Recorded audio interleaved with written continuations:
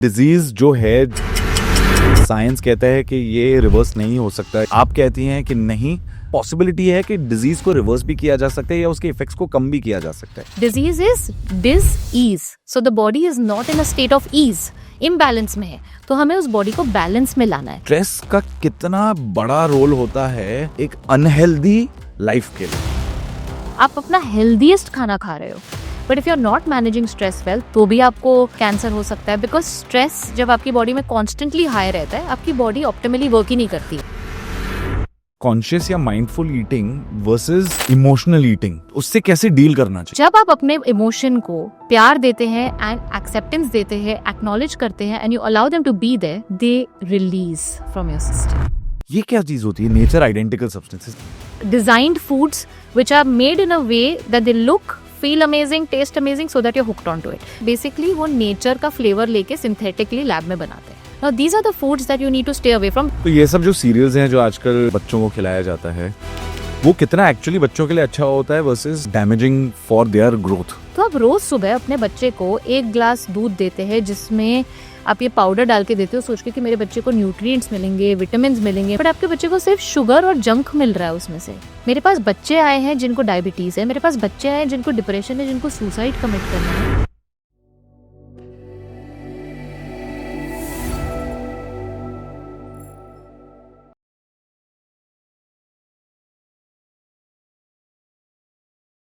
एक चीज जो मुझे बहुत इंटरेस्ट करती है आपके कंटेंट में, ये है कि आप डिजीज रिवर्सल की बहुत बात करती हैं कि डिजीज जो है, जो साइंस कहता है कि ये रिवर्स नहीं हो सकता या ये लाइफ लॉन्ग आपको जीना है, इन दवाइयों के साथ जीना है, आप कहती हैं कि नहीं, पॉसिबिलिटी है, 100% शायद नहीं, पर एक पॉसिबिलिटी है कि डिजीज को रिवर्स भी किया जा सकता है या उसके इफेक्ट्स को कम भी किया जा सकता है। Yes. तो ये कैसे किया जा सकता है? बिकॉज लोग तो बोलते हैं, जैसे अगर मैं हूं और मैं ये बहुत वैलिडेट करना चाहता हूं कि मैं क्यों आप पे यकीन करूं कि डिजीज रिवर्स हो सकता है न्यूट्रिशन से या खाने से या उसकी जड़ तक पहुंचने से, और उसको कैसे रिवर्स करते हैं? हमें इतना बोला गया है in the last I think 20 years कि डिजीज इज नॉर्मल, डिजीज होना एक एज के बाद नॉर्मल है। तो हमने वो चीज मान के उसको एक एक्सेप्ट कर लिया, उसको एक नॉर्म बना दिया है कि हाँ, उम्र के साथ डायबिटीज हो गई वो तो होनी है, थायराइड हो गया कितना कॉमन है, अब कैंसर इतना कॉमन हो गया है कि लोग बोलते कैंसर भी होना नॉर्मल हो गया है। बट हमारे दादा परदादा के टाइम पे ये सारे डिजीजेस तो शायद एग्जिस्ट ही नहीं करते थे, या we didn't even know about them, क्योंकि टेस्ट नहीं थे इतने सारे और हम नहीं जानते थे इसके बारे में। पर अभी हम डिजीजेस को नॉर्मल मानने लग गए हैं। तो जब कोई कहता है कि आपकी बॉडी रिवर्स कर सकती है उस चीज को, तो हमें वो मानना बहुत मुश्किल हो जाता है, क्योंकि साइंस के अगेंस्ट जा रहे हो आप, और साइंस और जो फार्मा इंडस्ट्रीज हैं या जो हैं वो इतना स्ट्रांग है और उनकी मार्केटिंग इतनी स्ट्रांग है कि वो आपको यकीन दिलाना चाहते हैं कि नहीं, अगर ये है तो ये दवाई के साथ ही आप आगे जी सकते। हाँ, तो आप साइंस के अगेंस्ट नहीं जा रहे हो, आप फार्मा कंपनी के साथ जा रहे हो। That is the problem. Science के हिसाब से जब आप अपनी बॉडी को बैलेंस में लाते हैं तो आपकी डिजीजेस रिवर्स हो सकती है, क्योंकि disease is just a sign of imbalance in the body. It's disease. Disease कोई वो नहीं है कि फेटल, कि मर जाएंगे इससे। Disease is disease, so the body is not in a state of ease, imbalance में है, तो हमें उस बॉडी को बैलेंस में लाना है। और बैलेंस में हम कैसे लाएंगे? जब हम खाते हैं, जैसे हम जीते हैं, जैसे हम सोते हैं, स्ट्रेस मैनेज करते हैं, एक्सरसाइज करते हैं, नहीं करते, एक्सरसाइज छोड़ो, कितना हम मूव करते हैं अपने दिन में, ये सारी चीजें डिटरमाइन करती है कि आपकी बॉडी के अंदर बैलेंस कितना है। तो जब आप वो चीजें करेंगे जो इम्बैलेंस्ड है, तो आपकी body by its own wisdom, जो हमारी बॉडी की एक इनेट विजडम है, जो एक बहुत इंटेलिजेंट मशीन है, वो जान जाएगी कि अच्छा बैलेंस आ रहा है, तो मुझे फिर इस चीज को इस तरीके से बॉडी में अपने अंदर ऑपरेट करना है। So that is how the body comes back in balance.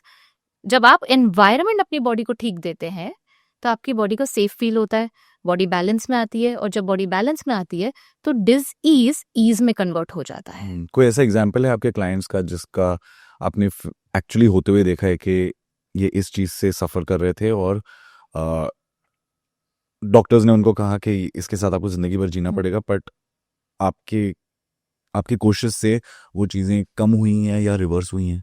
So actually मैंने अपने प्रैक्टिस में बहुत सारे डायबिटिक पेशेंट्स देखे हैं जिनकी डायबिटीज कम हो गई है दो अंकल आए थे मेरे पास, इंसुलिन पे थे।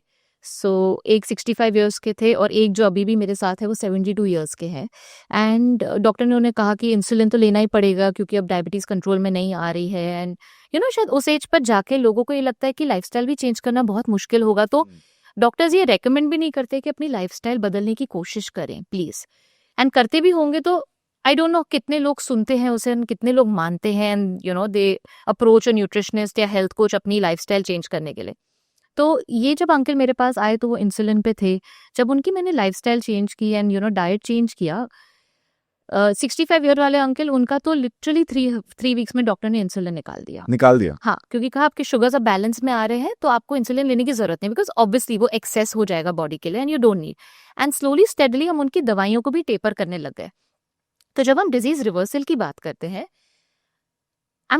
जो मैं बोल रही हूँ उसका मतलब है डिग्री, आप किस डिग्री पे उसे रिवर्स करें। देयर आर सम पीपल जिसमें वो कंप्लीटली रिवर्स हो जाता है, देयर आर सम पीपल जो एकदम मिनिमल मेडिकेशन पे आ जाते हैं, एकदम कम डोजेज पे आते हैं, so that it's not affecting their body और वो एक बहुत हेल्दी लाइफ जी रहे हैं। सो उनकी एकदम कम दवाइयाँ आ गई, लाइक एकदम मिनिमल डोजेज पे वो आ गए। एंड उसके बाद उन्होंने मुझे कुछ महीने बाद कहा, because he kept following it, उन्होंने कहा कि नेहा वो दवाइयाँ भी बंद हो गई and I am living absolutely normal just following what you said. और उस उम्र पे जब एक बिलीफ है कि बहुत सारी चीजें बॉडी में एज कर गई हैं और ये चेंज नहीं हो सकती हैं, आपकी बॉडी स्लो हो गई है, आती है ना, हमें ये बताया जाता है कि उस उम्र में तो डिजीजेस आना नॉर्मल है, हम उस उम्र में डिजीज रिवर्स करने की कोशिश करें। And the same with the 72 year old uncle, उनको भी मैंने एक लाइफस्टाइल पे डाला। वो रोज अल्कोहल पीते थे, every night he needed like 3 drinks to calm down relax. तो मैंने कहा भाई ये तो कम करना पड़ेगा, ये निकालना पड़ेगा।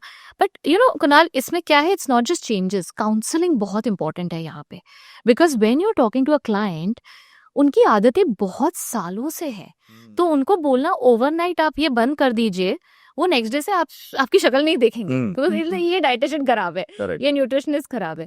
सो बहुत एक्सट्रीम हो जाता है। So you have to meet the patient और the client where they are, and वहां से फिर उनको हेल्प करना पड़ता है। तो अगर वो इतने सारे ड्रिंक्स पर नाइट ले रहे हैं, धीरे धीरे करके उनको कहना कि चलो अच्छा अभी आप 3 से 2 कर दो, रोज 2 से 1 कर दो, फिर ऑल्टरनेट डे कर दो, फिर ऑल्टरनेट डे से 2 डेज अ वीक कर दो। That ways you have to reduce so that the person is feeling relaxed, comfortable, and उतने टाइम में आपके ऊपर भी उनको फेथ आ गया है, क्योंकि वो चेंजेस देख रहे हैं विद द अदर थिंग्स। जैसे अभी उनका डाइट चेंज कर लिया, वो एक्सरसाइज नहीं करते थे, 72 इयर्स में फर्स्ट टाइम उन्होंने एक जिम ट्रेनर अपॉइंट किया जो घर आके उनको स्ट्रेचिंग एंड रेजिस्टेंस ट्रेनिंग कराना उन्होंने चालू किया। तो उनका भी शुगर्स कम होने लग गया, तो उनकी भी इंसुलिन निकल गई and then he started reducing the doses. वो बहुत अच्छे से हर वीक अपना लॉग रखते थे, ये मेरे शुगर्स है, फास्टिंग, पोस्ट लंच, मैं ये खाता हूँ, मैं ये करता हूँ। Like he became so invested in his health at 72 कि अगर वो 50 में करते तो शायद ये नौबत नहीं आती। एक अलग भी सोच है, क्योंकि मैं जानता हूँ कि जब मैं सीनियर लोगों से इंटरेक्ट करता हूँ जो सिगरेट पीते हैं, बहुत सारा दारू भी रोज रात पीते हैं, तो अगर उनसे बात करते हैं ना कि अंकल मतलब अब तो थोड़ा सा काम डाउन कर लो, बोला यार भाई यार कुणाल, जो कुछ नहीं कर रहा था वो 40 में मर गया, आज मैं 80 का हूँ, 70 का हूँ, रोज सिगरेट पीता हूँ, रोज दारू पीता हूँ, चल फिर रहा हूँ, आज तुझसे ज्यादा एक्सरसाइज कर लूंगा, तुझसे ज्यादा चल लूंगा। तो एक ये सोच है, इस सोच को कैसे नेविगेट करना चाहिए, क्योंकि ये एक्चुअली बहुत प्रिडोमिनेटली ये सोच है सीनियर सिटीजन में जिन्होंने जिंदगी जी है। सो एक्चुअली क्या होता है ना, ये सारी चीजों में आपका स्ट्रेस और मूवमेंट एंड योर जेनेटिक्स, ये 3 चीजें बहुत बड़ा फैक्टर प्ले करती है, बहुत ज्यादा इंपॉर्टेंट रोल है इनका। बिकॉज एक तो आपकी जेनेटिक्स, सो यस आपके बॉडी में जीन्स तो सब तरीके के हैं, क्योंकि हमारे एंसेस्टर्स को सब तरीके के प्रॉब्लम हुए हैं। We are a lineage of like millions of years of human race and genetics has been passed on. तो आपके जीन्स होंगे, बट अगर आपकी लाइफस्टाइल उस चीज को सपोर्ट करती है तो आपके जीन्स एक्टिवेट हो जाएंगे। So there something called as genetics and there something called as epigenetics. Genetics is मतलब आपके अंदर जीन्स है, चलो आज आपके पेरेंट्स को डायबिटीज हुआ तो आपके अंदर डायबिटीज होने के जीन्स होंगे, या थायराइड या cancer, whichever disease. But क्या आपको डायबिटीज होगा, that depends on your epigenetics. So genes load, genetics क्या होता है? So let me give you an analogy. Genes loads the gun, but your environment pulls the trigger. अच्छा। So epigenetics आपका environment है। आप कैसे खाते हैं, कैसे सोते हैं, कैसे सोचते हैं, कैसे इमोशंस प्रोसेस करते हैं, कितना पॉजिटिव आपका एटीट्यूड है, कितना मूव करते हो, स्ट्रेस को कैसे मैनेज करते हो, in general who are you as a person, आप होलिस्टिकली 360 डिग्री कैसे हो, वो आपके एपिजेनेटिक्स डिसाइड करते हैं, because that then tells your genes that the environment is safe और नो, कि अब एनवायरनमेंट सेफ है। तो जीन्स है मेरे अंदर, बट जीन्स को एक्टिव होने की जरूरत नहीं क्योंकि एनवायरनमेंट सेफ है। बट जैसे ही हमारा एनवायरनमेंट अनसेफ हो जाता है, the genes get active and we get diseases. So that's what is the play of genetics and epigenetics. तो जब आप कहते हो कि ये लोग जो दारू पीते हैं, ये करते हैं, then they don't get any diseases, it could be because their genes are very strong. They don't have, like a lot of disease causing genes. But it could also be कि वो अपना स्ट्रेस बहुत अच्छे से manage करते हैं और move करते हैं। क्योंकि स्ट्रेस ना एक इंडिपेंडेंट रिस्क फैक्टर है फॉर डिजीजेस। आजकल स्ट्रेस इतना बढ़ गया है कि अगर आप अपना हेल्दीएस्ट खाना खा रहे हो, but if you are not managing stress well, तो भी आपको डायबिटीज होगा, तो भी आपको हार्मोन इम्बैलेंस होगा, तो भी आपको कैंसर हो सकता है। बिकॉज स्ट्रेस जब आपकी बॉडी में कॉन्स्टेंटली हाई रहता है, आपकी बॉडी ऑप्टिमली वर्क ही नहीं करती है। जो स्ट्रेस पे ज्यादा बात करते हैं क्योंकि एंजाइटी और स्ट्रेस पहले माना जाता था कि ये फर्स्ट वर्ल्ड प्रॉब्लम्स है, हिंदुस्तान के बड़े शहरों की प्रॉब्लम्स है। बट अब जब देख रहा हूँ कि छोटे शहरों में भी, टियर 3 टियर 4 सिटीज, छोटे छोटे गांवों में भी स्ट्रेस लेवल्स बहुत बढ़ गई हैं और उनको ये समझ में नहीं आ रहा है कि ये हो क्या रहा है उनके साथ। तो स्ट्रेस का कितना बड़ा रोल होता है एक अनहेल्दी लाइफ के लिए? बहुत बड़ा रोल होता है, बहुत ज्यादा बड़ा रोल होता है, जो अब हमें समझ आ रहा है। खाने और इन सब से भी ऊपर। यस। अगर आप सही खा रहे हो, सही सो रहे हो, पर आपकी स्ट्रेस मैनेज नहीं हो रही है और अगर Yes. आपकी बॉडी कॉन्स्टेंटली स्ट्रेस में है कि Yes. क्या होने वाला है, वो सुपरसीड करता है हर चीज को। हर चीज को। ओके। क्योंकि आप constantly flight and fight mode में रहते हो, आप constantly sympathetic nervous system mode में रहते हो। सो हमारा नर्वस सिस्टम 2 पार्ट्स में बटा हुआ है, one is sympathetic, one is parasympathetic. Sympathetic is fight and flight. जो जब हमारे पता है हंटर गैदरर मैन होते थे, उनका क्या काम होता था? उठना है, खाना ढूंढना है घर के लिए और अपने फैमिली को बचाना है from wild animals and predators and all of that. तो जब उनके लाइफ में स्ट्रेस होता था which was very episodic, suppose उनके आसपास, उनके केव के आसपास लायन आ गया, तो वो स्ट्रेस होगा क्योंकि या तो उससे लड़ना है या तो उससे भागना है। So that was a stress. But अगर लायन से उन्होंने डिफीट कर लिया लायन को, lion is out of sight, तो stress is out of mind. There is no stress, there is no thing, nothing to worry about, nothing to stress about. तो उनका sympathetic nervous system mode फिर parasympathetic में चला जाता था। वो rest करते थे, रिक्रिएट करते थे, रिलैक्स करते थे, खाते थे, सो जाते थे। तो उनका काम ये था। Now we have evolved from there. हमारा एवोल्यूशन वैसा हुआ है कि हमें कुछ भी डेंजर लगता है हमारे आसपास, तो हमारी बॉडी अलर्ट हो जाती है, स्ट्रेस मोड में जाती है, which is the fight and flight mode. Flight and fight mode में आपका कॉर्टिसोल लेवल हाई होता है, ठीक है। जब कॉर्टिसोल हाई होता है, एपिसोडिकली बहुत अच्छा है क्योंकि आपकी बॉडी को स्ट्रॉन्ग करता है, क्योंकि आपने किसी चीज से लड़ा, आपको रेजिलियंट बनाता है। पर अगर वो कॉर्टिसोल हमेशा हाई रहता है, तब आपकी बॉडी के जो ऑर्गन्स है ना, वो सब ऑप्टिमली काम करते हैं, मतलब कम कम कम कम काम करने लग जाते हैं। अपने जो 100% से कुछ 80% काम करेंगे, कुछ 70% करेंगे, कुछ 50% करेंगे, क्योंकि जब stress is very high, body का सिर्फ एक पर्पस है और एक मोटिव है, अपने आप को बचाना। क्योंकि ब्रेन से वो सिग्नल भेज रहा है Exactly. पहले इससे निपटो, बाकी चीजों को हम देख लेंगे। एग्जैक्टली, इससे निपटो, अपने आप को बचाओ। क्योंकि ये चीज हमारे कंट्रोल में नहीं है। बॉडी के फंक्शंस जो हैं, जो बॉडी पार्ट्स हैं अंदर के, वो सब हमारे कंट्रोल में है। ब्रेन बोलता है यस। तो न्यूरोलॉजिकली ब्रेन कहता है कि बाकी सारी चीजों को कम कर दो, यस, इससे पहले डील करो, यस, बाद में वापस हम नेचुरल फ्लो में चले जाएंगे। परफेक्ट। सो जब उससे डील करना है, तो उस टाइम पे आपका digestion, excretion, recreation is not important. क्या इंपॉर्टेंट है? कि आपको एनर्जी हो, कि आप उससे लड़ सको या भाग सको। If I am talking about the evolution, अगर आप एवोल्यूशन को समझे, that is how we have evolved. या तो भागो या बचो, ठीक है। तो अब उसके लिए आपकी बॉडी को ग्लूकोज चाहिए रहता है। तो जब आपकी बॉडी कॉर्टिसोल इतना प्रोड्यूस करती है और ग्लूकोज आता है आपके ब्लड में, because when cortisol is high, your body releases glycogen, stored glucose in your muscles and your liver, ताकि आप उस चीज से लड़ सको, एनर्जी मिले आपको। अब वो जमाने में लड़ना होता था या भागना होता था। आज के जमाने में स्ट्रेसर्स क्या है हमारे? हम कहीं भागते हैं? फिजिकली नहीं, पर मेंटली बहुत भाग रहे हैं। हाँ, बट वो कॉर्टिसोल यूज नहीं होता है, क्योंकि हम भाग नहीं रहे हैं, क्योंकि हम लड़ नहीं रहे हैं, और जो ग्लूकोज हमारी बॉडी में प्रोड्यूस हो रहा है वो यूज नहीं हो रहा है, वो स्टोर हो रहा है, वो स्टोर हो रहा है, excess glucose, then it needs insulin and we are not using up the energy because of the cortisol which is high and we are using our mind more. So brain को constantly लग रहा है कि यार ये बंदा तो safe ही नहीं है, कुछ ना कुछ तो लायन तो हमेशा इसके सामने खड़ा है।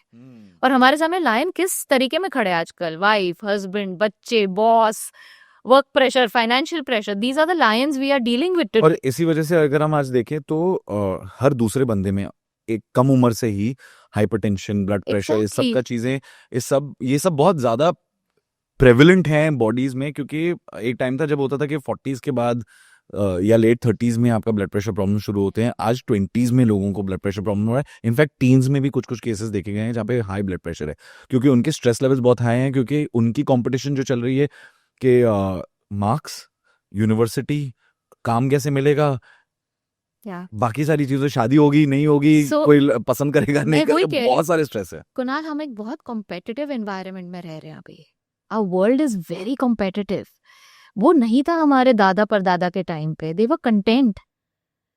They were content. जितना कमाया फैमिली को उतना दिया, खुश थे, आराम की जिंदगी जीते थे, भागा दौड़ी उतना करते थे जितना बॉडी अलाउ करती थी, अपनी बॉडी का सुनते थे। इतने डिस्ट्रैक्शंस नहीं थे हमारे लाइफ में, सोशल मीडिया नहीं था, कंपैरिजंस नहीं थे। We were living a life where we were fulfilled within. एक फुलफिलमेंट था हमारे लाइफ में। अब हम किस चीज से फुलफिल्ड है? किसी भी नहीं। Our desires are never ending and of course you want to achieve all those desires, you want to make them come to reality, but at what cost? अपने हेल्थ के कॉस्ट पे। हम अपनी लाइफ दूसरों की लाइफ से compare करके, इसके पास ये है, अरे इसकी शादी हो गई उम्र में, इसको बच्चा हो गया, अरे मुझे भी ये चाहिए, मुझे भी ट्रैवल करना है, मुझे भी ये करना है। सोशल मीडिया ने एक तो हमारा दिमाग खराब कर दिया है आज के जमाने में, बिकॉज इतना कंटेंट है और इतना एक्साइटिंग एंड वो बोलते हैं ना, एक मेस्मराइजिंग कंटेंट है। माया नगरी है सोशल मीडिया, इन शॉर्ट माया नगरी। आप उसको देखो तो आपको लगेगा यार सबकी जिंदगी अच्छी है, सिर्फ मेरी जिंदगी खराब है, सबके लाइफ में अच्छा हो रहा है। तो एक वो भी सबकॉन्शियसली हमारे लाइफ में बहुत प्ले करता है, क्योंकि हमें रियलाइज नहीं होता। हम अच्छा खाना देखते हैं, हम कहते हैं यार हम तो दाल चावल खा रहे हैं, ये देखो क्या अमेजिंग खाना खा रहे हैं। हम अपनी नॉर्मल सी गाड़ी में घूमते हैं या उबर टैक्सी में घूमते हैं, अरे इनके पास तो इतनी बड़ी गाड़ियां हैं। अब कोल्ड प्ले हो रहा है तो यार हमें टिकट नहीं मिली, सारे कोल्ड प्ले जा रहे हैं। फोमो, हम फोमो की दुनिया में रह रहे हैं। FOMO is what? It's stress, because you are not content. So कहीं आपको लग रहा है you are not enough, so कहीं ना कहीं वो स्ट्रेस बिल्डअप हो जाता है। There is dissatisfaction with your own self, you stop liking your life, you stop liking who you are. फिर आप स्ट्राइव करते हो कि मुझे ये चाहिए चाहिए चाहिए, आप अपनी बॉडी को इग्नोर करते हो, आप हसल करते हो, which is not wrong, but you have to understand who you are and what are your true desires, not because somebody else has it, I want it. You know, एक बहुत important चीज आपने जो कही ना, बहुत इंपॉर्टेंट है, क्योंकि मैंने पढ़ा था एक किताब में कि हम जब अपने आप को दूसरों से कंपेयर कर रहे हैं, हम ये नहीं देख रहे हैं कि उनकी स्ट्रेंथ्स और वीकनेसेस क्या है और हमारी स्ट्रेंथ्स और वीकनेसेस क्या है। हम एक दूसरे से कंपेयर बहुत ही इलॉजिकल लेवल पे कर रहे हैं। और उसका एक बहुत अच्छा उदाहरण मिला था मुझे, यू कैन नॉट जज a fish by its ability to climb a tree. Exactly. और हम सोशल मीडिया के थ्रू वही कर रहे हैं। ओके, मुझे ये बताइए कि आपके हिसाब से स्ट्रेस को मैनेज इस chaotic जिंदगी में कैसे करना चाहिए? There are lot of practices जो आपको डेली करने हैं ताकि आपका स्ट्रेस मैनेज हो। फर्स्ट ऑफ ऑल आपको इस चीज से अवेयर होना है कि स्ट्रेस है मुझे। एक्सेप्टेंस, सबसे पहले एक्सेप्टेंस एंड अवेयरनेस। अवेयरनेस के बिना कोई चेंज नहीं होता। Acceptance and awareness step first step. To change is awareness. तो आज जब मुझे पता है कि मुझे कुछ अनईजी फील हो रहा है, आई एम फीलिंग लिटिल ओवरवेल्म्ड या एंग्शियस फील हो रहा है, या मैं बहुत ज्यादा मेरे थॉट्स बहुत ज्यादा पास्ट या फ्यूचर में जा रहे हैं, again taking like a reality check of your thoughts. कैसे है आपके थॉट्स? कहाँ पे जा रहे हैं आपके थॉट्स? अब अभी यहाँ पे हो, मैं अभी आपसे बात कर रही हूँ, क्या मैं अभी का सोच रही हूँ कि क्या मैं ये सोचूं कि अभी नेक्स्ट मुझे आज दिन में क्या करना है, या आज सुबह क्या हुआ था मेरे लाइफ में? मैं कहाँ हूँ at this moment? Because it's only in the present moment जब आपकी बॉडी होल होती है। पास्ट एंड फ्यूचर का जब आप सोचते हो आप स्कैटर हो जाते हो। So awareness, being in the present. Now to bring yourself in अभी the में present, अभी में जिए। Now it's easier said than done. To bring yourself in the present, it's a muscle that you have to build. It's you know you have to work on it, practice करना पड़ता है। तो आप practice कैसे करोगे? पहले तो आपको स्ट्रेस क्यों होता है? क्योंकि आप अपने इमोशंस प्रोसेस ही नहीं करते हो, जमा करते जाते हो अपने अंदर। एंगर है, जमा किया, प्रोसेस नहीं किया, रिजेंटमेंट है, हर्ट है, ग्रज है, कुछ भी आपने प्रोसेस नहीं किया, क्योंकि आप सबको कार्पेट के अंदर शव करके आप अपनी जिंदगी जीते जाते हो कि चलो देख लेंगे। एंड इट कीप्स रीसर्फेसिंग, क्योंकि क्या ट्रिगर्स हो जाते हैं लाइफ में। किसी ने कुछ कह दिया, गुस्सा आ जाएगा छोटी सी बात पे। किसी ने कुछ कह दिया, सैड फील कर लोगे, हर्ट हो जाओगे। क्यों? क्योंकि आपने अपने ट्रिगर्स पे वर्क नहीं किया है, यू हैव नॉट प्रोसेस। सो क्या आप कर सकते हैं अपने ट्रिगर्स पे वर्क करने को, ताकि आप अपने इमोशंस का जो घड़ा भर गया आपके अंदर, आप उसको खाली करो। क्योंकि वो एक सबसे बड़ा स्ट्रेस हम अपने अंदर लेके घूम क्योंकि रहे हम हैं। वो दबा के रखते हैं, हम दबा के रखते स्पेशली हैं। एज एन इंडियन सोसाइटी हम बहुत दबा के रखते हैं। हाँ, क्योंकि we are not taught that feeling your emotions and expressing your emotions is normal and accepted. और getting help for it. हाँ, or getting help for it, because therapy is still seen as like a stigma in the society कि मैं पागल हूँ क्या? It's psychotic. It's looked मैं at पागल हूँ psychotic. हाँ. कि मुझे क्या मेंटल हॉस्पिटल जाने की जरूरत पड़ रही है क्या? Like people see it that way. Correct. They don't understand that therapy is just talking and releasing what's inside in front of a neutral person, कि जिस पर्सन को आपकी लाइफ के बारे में कुछ नहीं पता है, वो आपको बिल्कुल जज नहीं करेगा, आप उसके सामने निकाल रहे हो। That can be cathartic, it can be so therapeutic, and आप अपनी कितनी सारी डिजीजेस उससे हील कर सकते हो, बिकॉज आपने अपने इमोशंस प्रोसेस नहीं किए थे। Correct. So to process your emotions you need to have certain practices, and what can help you, journaling आपको बहुत हेल्प कर सकता है। तो सुबह उठ के, इट्स कॉल्ड मॉर्निंग पेजेस, सुबह उठ के, बिकॉज हमारा सबकॉन्शियस बहुत ज्यादा एक्टिव होता है when we wake up from sleep, आप एक प्लेन डायरी या पेपर ले लीजिए, note down every thought that's coming up. आपको सोचने की भी जरूरत नहीं है, we are constantly having thoughts ना, तो आप वो नोट डाउन करें। जज मत करें अपने थॉट्स को, अच्छे हैं बुरे वो मत देखिए, किसी को गाली देनी है वो आ रहा है ऊपर, वो भी दे दीजिए, write it down. You want to keep a diary, keep it, नहीं तो उसको फाड़ के फेंक दीजिए। But you released a lot what's within on paper, आपके सिस्टम से निकल गया, सबकॉन्शियस माइंड से निकल गया है, एंड आप you are coming to terms with it कि हाँ मैं ये सोच रहा था, ये है। फिर आप एक्चुअली जब रीड करोगे, आप सोचोगे अच्छा ऐसी है मेरी सोच। कभी कभी पता भी नहीं होता हम सोच क्या रहे हैं।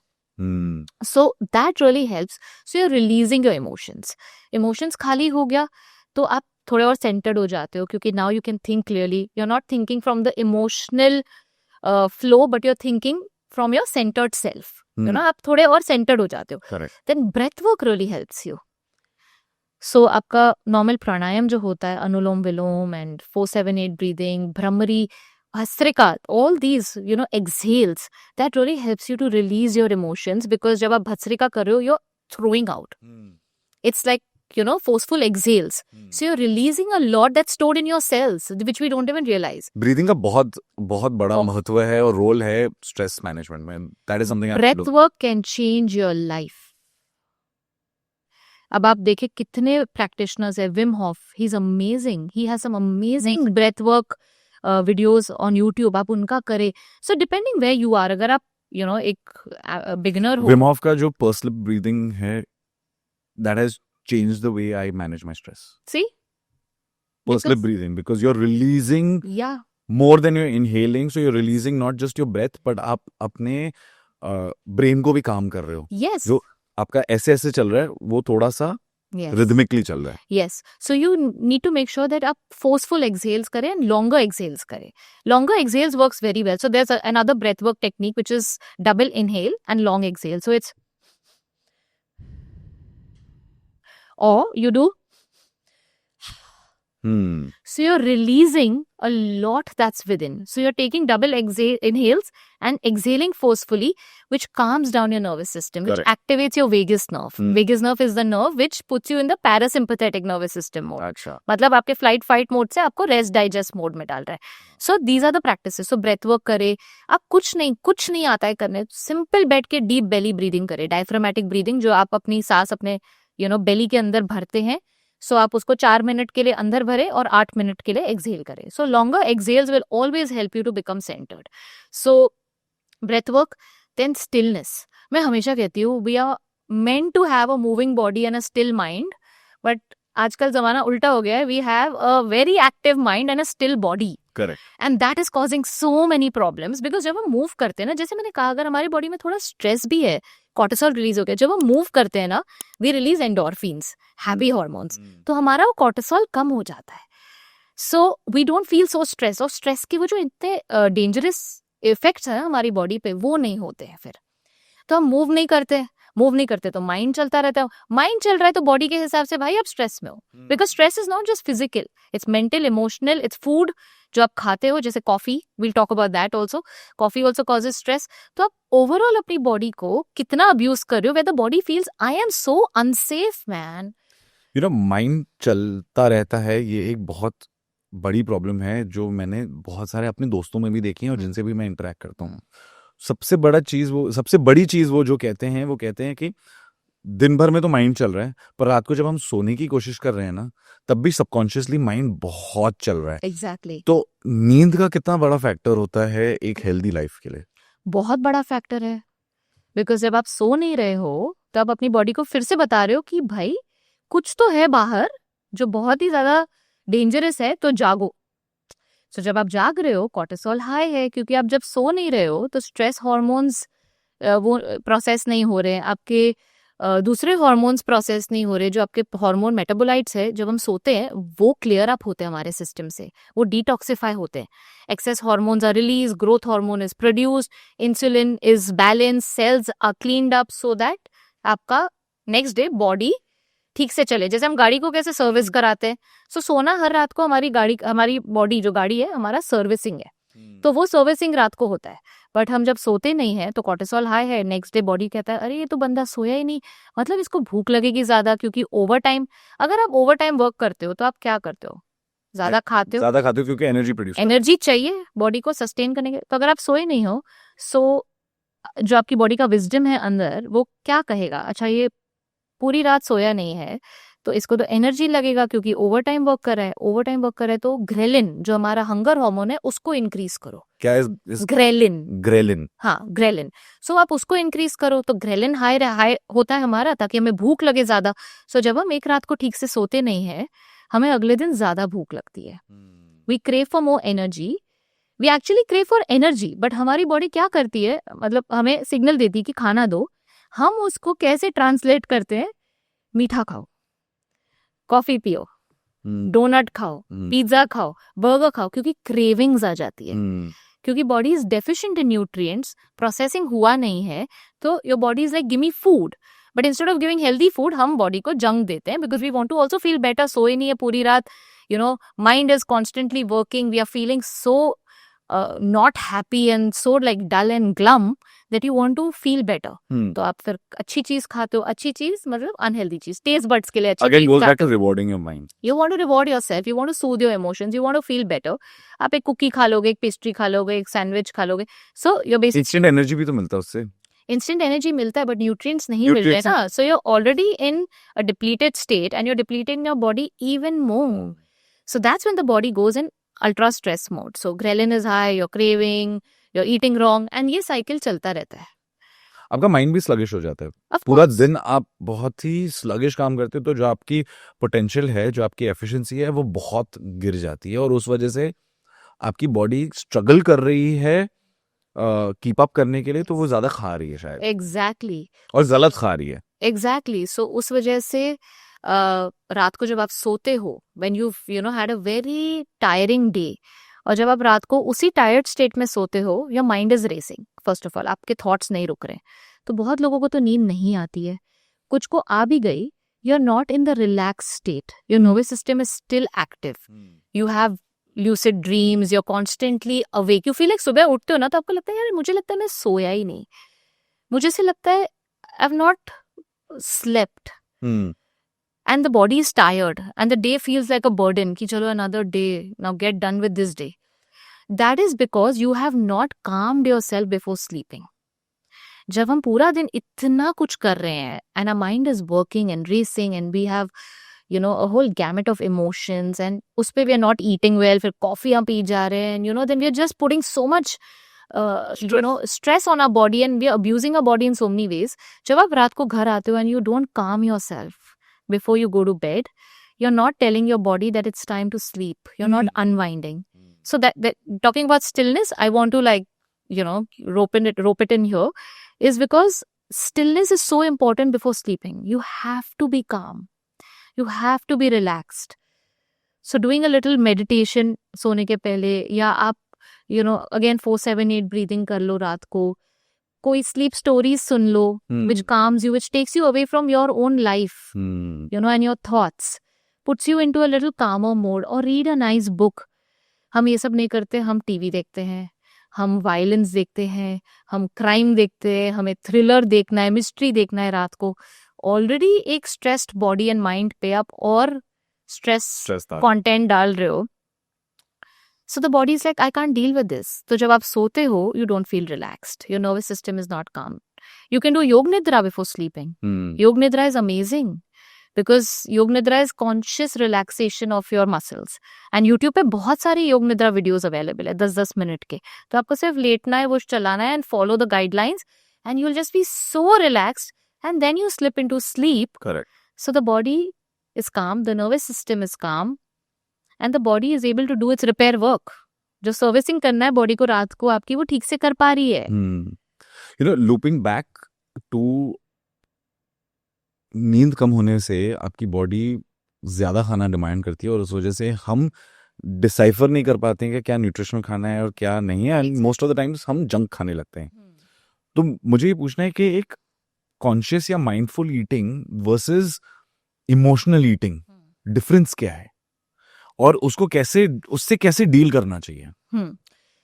पता है कोविड के टाइम पे जब हम घर पे काम करने लग गए थे, most of us were working from home, and हम जब लैपटॉप पे बैठते थे या कुछ भी, या टीवी देखते थे, कुछ भी करते थे, ये डब्बे हमारे आसपास पड़े रहते थे खाने के, क्योंकि that was the only source of entertainment ना. खाओ, टीवी देखो, काम करो, सो जाओ, बिकॉज बाहर तो जा नहीं सकते थे कुछ और ज्यादा, we were not allowed to do much. Correct. So मुझे याद है कि स्नैक्स के सेल्स बहुत बढ़ गए थे कोविड के टाइम पे, क्योंकि मेरा एक फ्रेंड है जिसका एक बहुत फेमस फूड मार्ट है, सुपर मार्केट है इन बैंड्रा. सो जब मैं उससे बात कर रही थी, उसने मुझे कहा, नेहा लाइक लोग पागल हो गए, इतना स्नैक्स ले जा रहे हैं जो कभी नहीं ले गए, all types of snacks. That's because at home that was only entertainment. So आप बैठ के खा रहे थे, you constantly eating, and that somehow became a habit. क्योंकि मेरे कुछ क्लाइंट्स ने मुझे जब कोविड खुल गया उसके बाद आके कहा कि नेहा पता है ग्रेजिंग की आदत हो गई है, स्नैकिंग की आदत हो गई है, मतलब खाना तो खा लिया है बट बीच बीच में ना मुंह चलता रह रहा है. Correct. We are constantly eating something because it's just become a habit in COVID. Now that is something we really need to be careful of, because that is emotional eating. either you're bored or you're angry or you're upset. कोई भी emotions जो आपको face नहीं करने हैं या आपको बहुत ओवरवेलमिंग लग रहे हैं, most people resort to food to not feel the emotions. Food is one big thing. Then there's of course alcohol, smoking, and then there is binge watching television. There are other things also. These are called low level of coping mechanisms. Low level coping mechanisms. So जब आप emotions को face नहीं कर रहे हो, you're doing things which are damaging your body. To just not feel those emotions. आपको नहीं feel करना है एंग्री, आपको नहीं फील करना है कि आप हर्ट हो, नहीं फेस करने वो डार्कनेस, तो आप खाते हो. जब आप खाते हो डोपामिन हिट होता है, रिवॉर्ड, क्योंकि आप खाओगे तो आप कुछ हेल्दी तो उठा के नहीं खाने वाले हो. आप एक बिस्किट लोगे, आप कोई चिप्स लोगे, या you will have a tub of ice cream. I know of people who like down 1 kg of ice cream because of emotional distress. True. I also know. You also know. So that is because you just want that dopamine hit, you want the reward to feel better.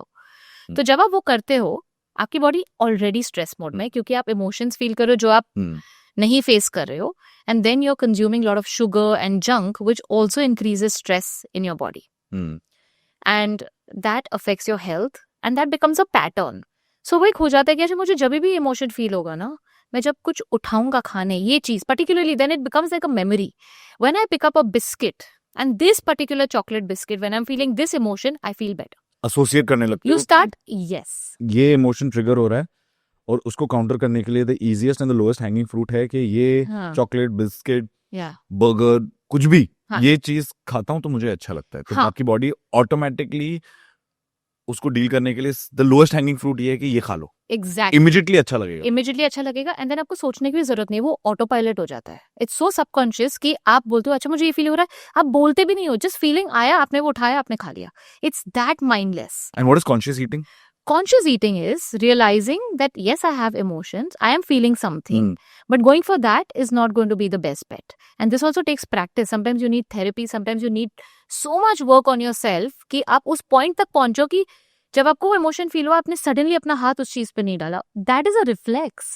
To even stop that, you need to first talk to yourself. And to build consciousness is why you need breathwork, meditation, journaling. Because जितना आप अपने आप से closely मिलोगे उतना आपको समझ आएगा कि आपके अंदर चल क्या रहा है. The more you go inward, the more you realise oh this is a pattern, I need to break this. How many people are even ready to break it? Are you even ready कि मुझे emotional eating से निकलना है? Some people are, some people aren't, and they only want to do it when it's too late, then when the health is deteriorated so much कि ये करना ही पड़ेगा, क्योंकि emotional eating is now affecting the gut, hormones, health and everything. So basically I have this technique which is called stop, drop, pause. Stop, drop, pause. Okay. Yeah. So first you stop when that emotion is coming up and your hand is reaching to that thing. You first have to stop, and it will be very difficult. It's going to be like कोई आपका गला दबा रहा है, because you really want that. That's the only thing that's making you feel better. But if you want to do conscious eating, then you stop. Drop the need to pick it up immediately. Pause for few seconds. Ask yourself, do I really need that? Now you've broken your subconscious pattern, because you've asked a question to your subconscious. So the subconscious is like, of course वो खाना है, but ये पूछ क्यों रही है मुझे कि ये खाना है कि नहीं खाना है? So you shake your subconscious. Now it's no more autopilot. And if you get the answer कि हाँ मुझे अभी खाना है, मैं मर जाऊंगा इसके बिना, तो प्लीज खाइए. But if you get the answer like, okay, wait, I can wait for a few seconds, you've got the hang or control over your subconscious, and now no more your subconscious is dictating and controlling you. You are in control of yourself. So this practice takes a little while, but in that time when you're pausing, जब आपको उस चीज को pickup करना है और आप अपने आप को क्वेश्चन कर रहे हो करना चाहिए कि नहीं, distract yourself with something else. Just keep that food out of sight, or just go down and walk, or just talk to a friend, or take a flight of stairs. Do something to distract that need to pick that up. And when you get deeper in that practice, and you're okay to face your emotions, because now एक तो अपने subconscious को पूछा, you've shaken it up, you're not wanting to take that. You're wanting to, but mindfully and consciously you don't want to take that, because you know वो मेरे लिए गलत है. And then you're distracting yourself, and then sit with yourself. Put your hand on your heart and ask yourself, what am I feeling? This is like the next step. So there are like stages. You will feel, it's a lot of trial and error. You will feel really like constricted, and you'll feel extremely uncomfortable while doing this process. But if you want to get over emotional eating, then you go to do something. And आपको ही करना है, कोई और नहीं करने वाला आपके लिए. So basically आप ये कह रही हैं कि emotional eating से डील करने के लिए और कॉन्शियस ईटिंग की तरफ जाने के लिए आपको सबसे पहले अपने इमोशंस को प्रोसेस करना है कि ये क्यों मैं खा रहा हूँ या खा रही हूँ. हाँ. क्या इमोशन ये ट्रिगर कर रहा है कि मैं इस जंक फूड की तरफ मेरा अटेंशन जा रहा है और अनकंट्रोलेबली जा रहा है. और उस समय पे अगर आप ये रियलाइज करेंगे तब आप एक नेक्स्ट स्टेप पे जा सकते हैं, जहाँ पे आप अपने आप को पॉज बोल सकते हैं कि पॉज, कि मेरा हाथ ऑटोमेटिकली इस चिप्स के पैकेट पे या इस फूड ऑर्डर पे जा रहा है. तो स्टॉप, पॉज करो कि क्या मुझे ये सच में अभी खाना है. क्या मेरी बॉडी को भूख लग रही है? क्या मेरा पेट खाना डिमांड कर रहा है? या मैंने तो खाया है, पेट फुल है, बट ये मेरा ब्रेन सिर्फ कह रहा है क्योंकि वो एक इमोशन से डील नहीं कर पा रहा है. और क्या मैं कुछ और कर सकता हूं at this point to distract my emotions? Correct. And then can I sit with myself, name the emotion and feel it? कि अपने आप को कहो, हाँ मुझे गुस्सा आ रहा है, but I don't need that chips. Anger, I know you're a part of me. I know you are there for a reason, and I allow you to be there for as long as you want. जब आप अपने emotion को प्यार देते हैं and acceptance देते हैं, acknowledge करते हैं, and you allow them to be there, they release from your system. They are only there till you don't want to face them. And I'm not saying वो एक टाइम में चले जाएंगे. Like, of course, if you have lot of anger stored, you will need couple of episodes like these where you'll practice this, and eventually the intensity of your anger within you will come down.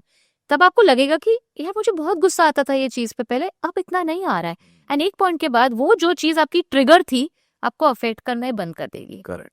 And that is the work that we all need to do to just be, emotionally and mentally healthy individuals in the society, which most of us don't want to, because अपने emotions को face करना is very, very uncomfortable. Okay, so सब कहते हैं कि breakfast सबसे important मील होता है दिन का, बिकॉज आप फास्ट को ब्रेक कर रहे हैं, हेंस ब्रेकफास्ट. एक कॉमन नैरेटिव ये है कि ब्रेकफास्ट हैवी होना चाहिए, सबसे हैवी मील ब्रेकफास्ट होना चाहिए. और उस चक्कर में लोग बहुत अनहेल्दी चीज़ें भी खाते हैं. पराठे खाएंगे, पर पराठे भी बटर घी लोडेड खाएंगे, सीरियल्स खाएंगे, बहुत सारी चीज़ें ऐसे ऐसे खाएंगे. कोई कोई मीठा खा लेता है, मीठे सीरियल्स खा लेता है. तो वो एक्चुअली बॉडी के लिए एक डिससर्विस है या it is okay to eat this thing? या और ब्रेकफास्ट के जो मिथ्स हैं उसके बारे में थोड़ा बताइए. सी, ब्रेकफास्ट का मतलब है कि लाइक यू राइटली सेड, जब आप उठ रहे हैं you are breaking your fast. अब आप बताइए, जब आप रात को सोते हैं and the body is in slumber mode, तो आपकी बॉडी ने बहुत कुछ किया है रात को, all the processing and the servicing that I was talking about, to help you feel fresh in the morning. ठीक है, तो बॉडी ने बहुत काम किया है. जब आप सुबह उठते हो और आप सबसे पहले अपनी बॉडी को कॉफी देते हो, because I know I'm talking about breakfast but I want to address coffee first. नहीं, we'll club this topic because मेरा एक सवाल कॉफी के ऊपर भी होने वाला था कि कैफीन का जो इफेक्ट है. हाँ. तो इसको क्लब कर लेते हैं. हाँ, क्योंकि जब ब्रेकफास्ट की बात करो, बहुत लोग अपना फास्ट ब्रेक करते हैं कॉफी और चाय से, which is such a big disservice to our precious body. That is because जब आप कॉफी पीते हो सुबह, आपकी बॉडी एक बहुत ही रिलैक्स स्टेट में है जब उठती है बॉडी. कॉफी जब आप डालते हो, आप अपनी बॉडी को कहते हो चलो काम पे लगो. It's like waking someone up with a cuddle और waking someone up with a whip. आप अपनी बॉडी को ना एक लिटरली मार के उठा रहे हो, लाठी से उठा रहे हो कि उठ चल काम कर. That's when coffee causes your adrenal glands to release cortisol. That's a given fact. Coffee आपके एड्रेनल ग्लैंड्स को कहती है कॉर्टिसोल रिलीज करो, क्योंकि इट्स अ स्टिम्युलेंट. सो जब कॉर्टिसोल हाई होता है, आपकी बॉडी में ग्लूकोज आता है, तो आपको एनर्जी लगती है. वाह वाह वाह, I am feeling so amazing, energy आ गई, I am feeling alert, I am feeling active. And then after some minutes, 30 minutes और एन आवर, वो ड्रॉप हो जाता है. एंड देन यू फील वापस कॉफी चाहिए. You want that high, the energy high again. Also coffee irritates your gut lining, क्योंकि it is an irritant. So अगर आपको गट इश्यूज है, एसिडिटी है, या you have IBS or you have ulcers or any gut issues, coffee is the worst thing for you first thing in the morning. And also it irritates your and also it irritates your nervous system because it's a stimulant. आपके nervous system को वो जगाता है, right?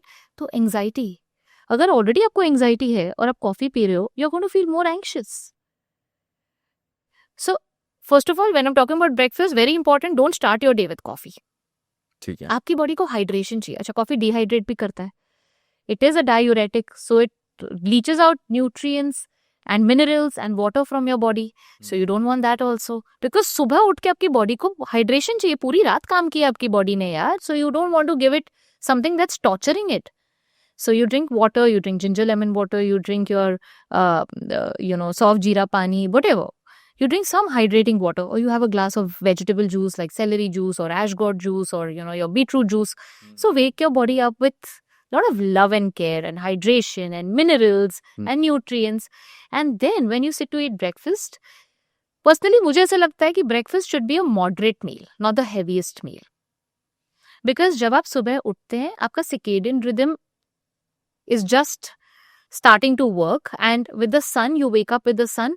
धीरे धीरे जैसे सन peak पे पहुंचता है अपने, आपका डाइजेस्टिव फायर पीक पे जाता है. एक लाइन में ये बताइए, सर्केडियन रिदम होता क्या है? Circadian rhythm is your internal body clock which works with the sun and moon cycle.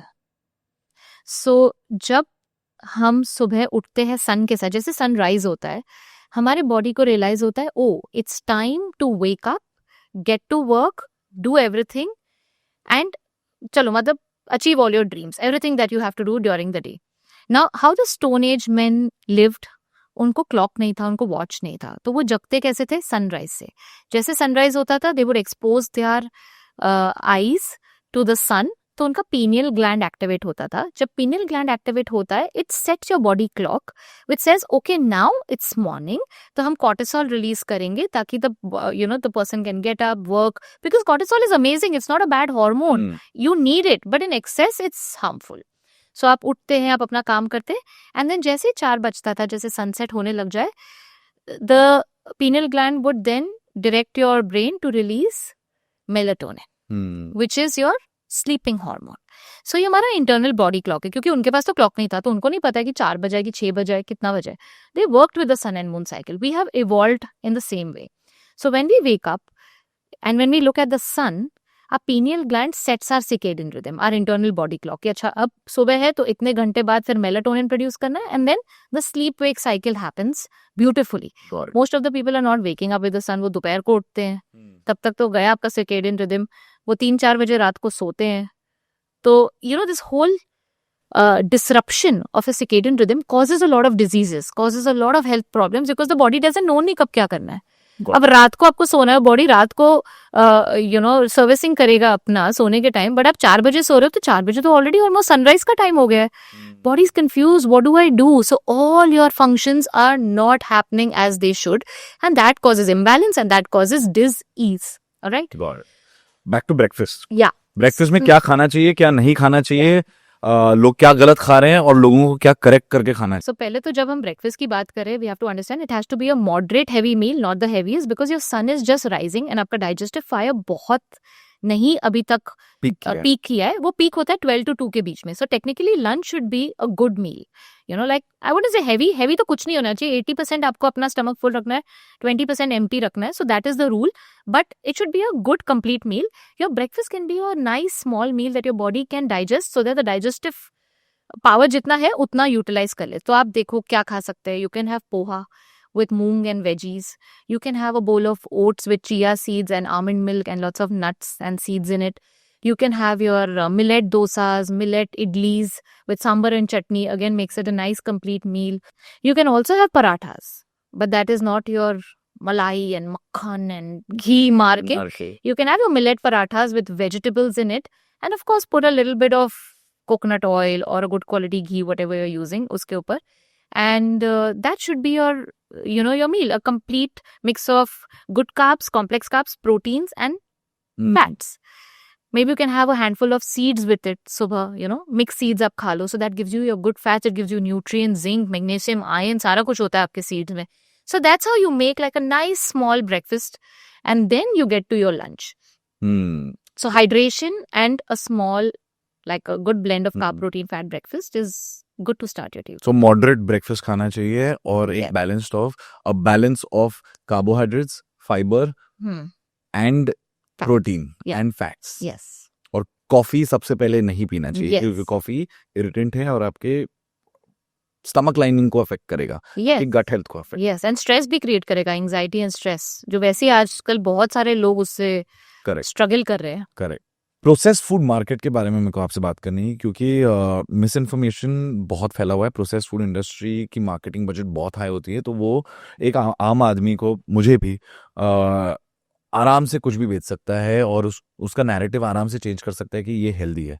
लोग कहते हैं कि बिस्किट अनहेल्दी है क्योंकि उसमें मैदा है, बट ये बिस्किट हेल्दी है क्योंकि ये आटा है. बट अगर आप लेबल पढ़ोगे तो प्रोसेस्ड व्हीट फ्लावर लिखा होता है, जो एक्चुअली मैदे का एक दूसरा नाम है. खाली ये एक लीगल लूपहोल जो उनको पता है, ताकि उनके ऊपर कोई लीगल लायबिलिटीज ना है, क्योंकि उनकी लीगल टीम भी बहुत स्ट्रांग है.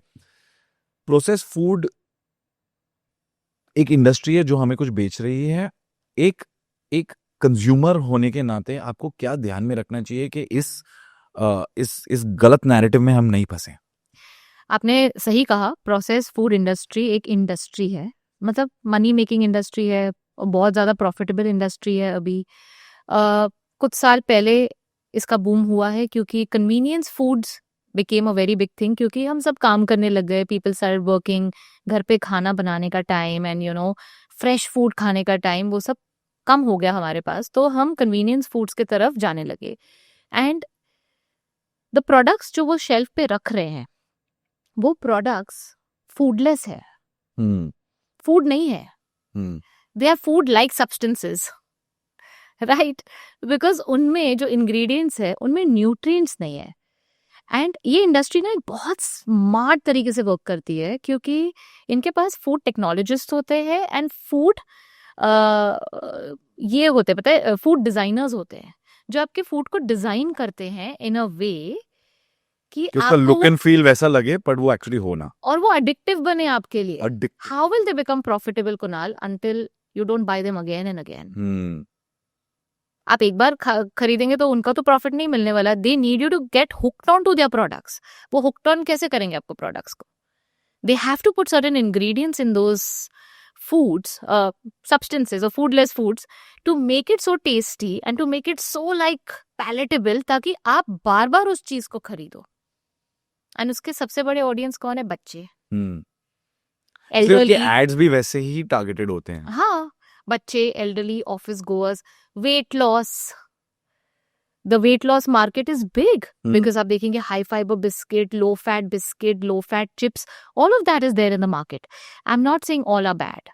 Now there are certain companies which are actually working on conscious creations and working on ingredients which are natural, like honest ingredients. ये 4 चीजें इसमें पड़ी हैं और ये हम आपको बता रहे हैं क्या है, which will be your like dates, almond, coconut, jaggery, like वो बता रहे हैं इसमें क्या।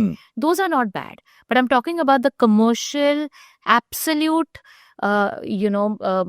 designed foods which are made in a way that they look, feel amazing, taste amazing, so that you're hooked onto it. Now these are the foods that you need to stay away from because ये nature से नहीं आए हैं, ये एक manufacturing unit से आए हैं. They are made in a lab. They are designed, not designed by nature, designed by man. ठीक है, तो ऑब्वियसली उनको शेल्फ लाइफ बढ़ाना है, उनको टेस्ट अच्छा करना है, उनको सब करना है, तो उसमें जाएगा पाम ऑयल, उसमें जाएगा 60 टाइप्स ऑफ शुगर होते हैं, वो अलग अलग कोड नेम से लिखते हैं। हाँ, अलग अलग कोड नेम। सो वो INS समथिंग समथिंग होगा, sweetener INS number, whatever the number is, and then they'll add refined flour, they'll add all types of artificial flavors, colors, additives, because आपको टेस्ट चाहिए ना, तो नेचर आइडेंटिकल सब्सटेंसेस। ये क्या चीज होती है नेचर आइडेंटिकल सब्सटेंसेस? क्योंकि ये मैं बहुत सारे लेबल्स पे पढ़ता हूँ और एज अ कंज्यूमर मैंने देखा है कि लोग जब शॉपिंग के लिए जाते हैं वो यूजुअली हरी में रहते हैं। हाँ, उसमें दिखते हैं अच्छा वीट वर्ड है, हाँ, नेचर वर्ड है, शुगर फ्री लिखा है, हाँ तो ये हेल्दी होगा। हाँ, so sugar free mean sucralose या कोई आर्टिफिशियल स्वीटनर होता है उसमें, which actually is very bad for your gut, it ruins your gut microbiome. And research studies are now coming out कि even one time intake can change your gut microbiome for the worst for you. So ये चीजें आपको ऐसे affect करती हैं। Then wheat is almost maida, it's never whole wheat. And जो आप कह रहे हो ना ये सारी नेचर आइडेंटिकल चीजें, बेसिकली वो नेचर का फ्लेवर लेके सिंथेटिकली लैब में बनाते हैं, इसलिए वर्ड आइडेंटिकल है। नेचर आइडेंटिकल ना, तो बट कितना, मतलब एक लेमैन पढ़ेगा तो उसको कितना अच्छा लगेगा नेचर जैसा कुछ मैं खा रहा हूँ। बिकॉज हम प्रोटीन डेफिशिएंट कंट्री है और लोगों को प्रोटीन एक अच्छे मात्रा में चाहिए, क्योंकि एक नॉन वेजिटेरियन एक इतना सा अगर चिकन खा रहा है तो एक वेजिटेरियन को इतना सारा से सोया या कुछ और कंज्यूम करना पड़ता है उस प्रोटीन को मैच करने के लिए। तो प्रोटीन के सप्लीमेंट्स आ गए हैं, प्रोटीन बार्स हो गए, पर वो प्रोटीन बार्स भी अगर एक्चुअली हम पढ़े उसमें लिखा होता है कि 10 ग्राम प्रोटीन है, 15 ग्राम प्रोटीन है, पर हम ये रियलाइज नहीं करते कि वो 15 ग्राम प्रोटीन को पाने के लिए हम और कितनी सारी चीजें कंज्यूम कर रहे हैं उसी बार में, जो एक्चुअली हमारे हेल्थ गोल्स के विपरीत हैं। एग्जैक्टली ना, सो प्रोटीन नाम ना एक ऐसा हो गया, it's really like the most fancy name in the world of nutrition. Protein देख लिया ना, बेस्ट है ये प्रोडक्ट, बेस्ट है क्योंकि इसमें प्रोटीन है ना। That is something that we need to be aware of, क्योंकि प्रोटीन के नाम पे, जैसे आपने राइटली कहा, पता नहीं हम क्या क्या अपने बॉडी के अंदर डाल रहे हैं। अगर आप ये प्रोटीन शेक्स देखे, whey protein, the market is flooded with different kind of whey protein supplements. फिर अभी ये प्रोटीन बार्स आ गए, बहुत सारे सेलिब्रिटीज ने लॉन्च किए हुए हैं इनको, they've also, they're endorsing it. It's great that you're coming up with something for people for their protein intake, but आप क्या बना रहे हैं is the point. Now आप ये बार्स देखेंगे, जो मैंने देखा है कुछ जो अभी लेटेस्ट, अभी ऑफ लेट, अब आप जब ये बार्स देखेंगे कुछ जो ऑफ लेट अभी लॉन्च हुए मार्केट में, उनमें रिफाइंड फ्लावर है, तो आपने एकदम सही कहा कि प्रोटीन डेफिशिएंसी है, वेजिटेरियंस, वीगन्स, हमें प्रोटीन ज़्यादा चाहिए रहता है, हमें ज़्यादा खाना पड़ता है फ्रॉम डिफरेंट फूड्स। पर जो आजकल हम देख रहे हैं मार्केट में, प्रोटीन के नाम पे जो सप्लीमेंट्स आ गए हैं, वे प्रोटीन के डब्बे आ गए हैं, प्रोटीन बार्स आ गए हैं, इनमें प्रोटीन तो है पर और क्या है? ये हमें अपने आप को क्वेश्चन करना है एज अ कंज्यूमर कि हम ग्राहक है, हम क्या खा रहे हैं प्रोटीन के नाम पे। तो जब आप देखिए आजकल बहुत सारे सेलिब्रिटीज ने अपने प्रोटीन बार्स निकाले हैं और बहुत सारा एंडोर्समेंट चल रहा है प्रोटीन को लेके। जब मैं वो प्रोडक्ट्स देखती हूँ ना तो मुझे बहुत बुरा लगता है कि लोग खरीदेंगे वो प्रोटीन के नाम पे, बट क्या जा रहा है अंदर? व्हीट फ्लावर विच इज मैदा, और आपका ऑयल्स जा रहे हैं आपके बॉडी में, प्लस ये सारे आर्टिफिशियल फ्लेवरिंग, कलरिंग और जो नेचर आइडेंटिकल जो हमने बात की अभी उस बारे में, वो सारी चीजें आपके बार में जा रही है। प्रोटीन 10 ग्राम का है, एडेड शुगर है 4 ग्राम का, ये सारी चीजें चल रही है उसमें, एडिटिव्स बहुत सारे हैं। ये ना आपके गट को खराब करते हैं, ये आपके लिवर को प्रॉब्लम देते हैं, गट को प्रॉब्लम देते हैं। आपके गट में जो इतने सारे बैक्टीरिया है तो वो खराब बैक्टीरिया को फीड करना चालू कर देते हैं। तो अगर आप ये रोज कंज्यूम करेंगे प्रोटीन के नाम पे कि हाँ मुझे तो प्रोटीन मिल रहा है, आप रोज अपनी बॉडी को कहीं ना कहीं डैमेज कर रहे हो। ये वे प्रोटीन के डब्बे भी जो आप देखते हैं, आपको क्या लगता है इतनी सारी गाय हैं हमारे देश में जो इतना दूध देंगी, जिसके दूध का हम पानी निकालेंगे, क्योंकि वे क्या होता है? पानी होता है, दही का पानी होता है। हाँ, वो पानी को हम फिर डिहाइड्रेट करके, इतना वे पाउडर आ कहाँ से रहा है? फैक्ट्री से। वो सिंथेटिक है, वो फैक्ट्री में बन रहा है। तो जब आप ये कंज्यूम करते हैं, आपको ध्यान रखना है सब प्रोडक्ट्स खराब नहीं है। कुछ कुछ प्रोडक्ट्स जेन्युइनली सिर्फ मिनिमल इंग्रेडिएंट्स डालते हैं और प्रोटीन देते हैं आपको। शायद उनका प्रोटीन थोड़ा कम होगा बट डैमेजिंग इंग्रेडिएंट्स नहीं होंगे उनमें। तो आपको वैसे प्रोडक्ट्स चूज करने हैं। तो ये सब जो सीरियल्स हैं जो आजकल बच्चों को खिलाया जाता है, हाँ। जो ऑफ द शेल्फ सीरियल्स हैं, वो एक्चुअली क्या बच्चों के लिए फायदेमंद होता है जैसे वो कहते हैं? या जो चॉकलेट ड्रिंक्स हैं सुबह सुबह जो दूध में मिला के माएँ देती हैं अपने बच्चों को, वो कितना एक्चुअली बच्चों के लिए अच्छा होता है versus damaging for their growth? यार ये इस एरिया में ना फूड फार्मर ने बहुत अच्छा काम किया है। I really respect him for the work he is doing, क्योंकि उन्होंने वो एक जो चॉकलेट पाउडर ब्रांड है जो मैं हम सब बचपन से पीते आ रहे हैं, उन्होंने पर्दाफाश कर दिया उनका, विच इज रियल। क्योंकि वो चॉकलेट ड्रिंक के नाम पे जो कहते हैं हाइट बढ़ेगी आपके बच्चे की, सेहत बढ़ेगी, he is a dash dash boy, he is a वो पर प्योर शुगर है, प्योर शुगर है और उसमें न्यूट्रिएंट्स नहीं है। तो आप रोज सुबह अपने बच्चे को 1 ग्लास दूध देते हैं जिसमें आप ये पाउडर डाल के देते हो सोच के कि मेरे बच्चे को न्यूट्रिएंट्स मिलेंगे, विटामिन मिलेंगे, मिनरल्स मिलेंगे, बट आपके बच्चे को सिर्फ शुगर और जंक मिल रहा है उसमें से। इससे अच्छा तो आप अपने बच्चे को घर पे रागी मिल्क बना के दे दीजिए, क्योंकि रागी इज ब्यूटीफुल। सो आप रागी के पाउडर को दूध में डाल के, एक तो मैं आजकल के दूध से बहुत ज्यादा अगेंस्ट हूँ, so I am not promoting milk. मैं दूध को बिल्कुल भी कहीं नहीं प्रमोट कर रही हूँ क्योंकि बहुत हार्मोन्स और टॉक्सिन्स होते हैं। बट अगर आपके अपने बच्चे को देना है कुछ, तो आप आमंड मिल्क, कोकोनट मिल्क भी दे सकते हो घर पे बना के। उसमें आप रागी पाउडर को थोड़ा सा बॉईल कर दीजिए, एंड देन कोको पाउडर मिलता है मार्केट में, आप कोको पाउडर डालिए, डेट्स डालिए। आप जब दूध को ब्लेंड कर रहे हैं तब उसमें डेट्स डालिए तो वो मीठा हो जाएगा, एंड देन थोड़ा सा वनीला एक्सट्रैक्ट फॉर फ्लेवर। आपका बच्चा बहुत टेस्टी और आपका बच्चा बहुत दिल से वो पिएगा। तो आप अपने बच्चे को काफी न्यूट्रिशन दे रहे हैं वो एक ग्लास में, रादर देन आप अपने बच्चे को एक पाउडर डाल के दे दीजिए जिसमें सब जंक है, सब सिंथेटिक है, एंड द क्वालिटी बहुत खराब है यार कुणाल ये चीजों की। और ये सब सीरियल्स हैं, सीरियल्स भी सब सेम है। वो जो लूप्स आते हैं, आप कहते हैं ये लूप्स है, चोकोज है, ऑल ऑफ दैट एक्चुअली बच्चों को टारगेट करते हैं। टेस्ट, बच्चे क्या खाएंगे जो टेस्टी है, वो क्या दे रहे बच्चों को? टेस्ट दे रहे। But the parents have to ask कि क्या मेरे बच्चे को हेल्थ मिल रहा है इससे? आगे चल के इनको क्या क्या प्रॉब्लम्स हो सकती हैं इससे? गट इश्यूज, ओबेसिटी। आप देखिए चाइल्डहुड ओबेसिटी कितनी ज्यादा फैल गई है। आई वाज ओबेसिटी के नाम पे मुझे ये एक इन्फॉर्मेशन आपसे डिस्कस करनी है कि मैं पढ़ रहा था जब इस पॉडकास्ट के लिए मैं रिसर्च कर रहा था। What are the top causes of cancer? सबसे पहला है ऑब्वियसली स्मोकिंग का कहते हैं कि अगर आप स्मोक कर रहे हो तो चांसेस ऑफ कैंसर बहुत हाई हैं। Obviously. You know what is the second most? Obesity. Obviously, क्योंकि आजकल ओबेसिटी इतनी है, और ओबेसिटी इज जस्ट नॉट कि आपको यहाँ फैट है, यहाँ फैट है, यहाँ फैट है, स्टमक पे फैट है जो आपका।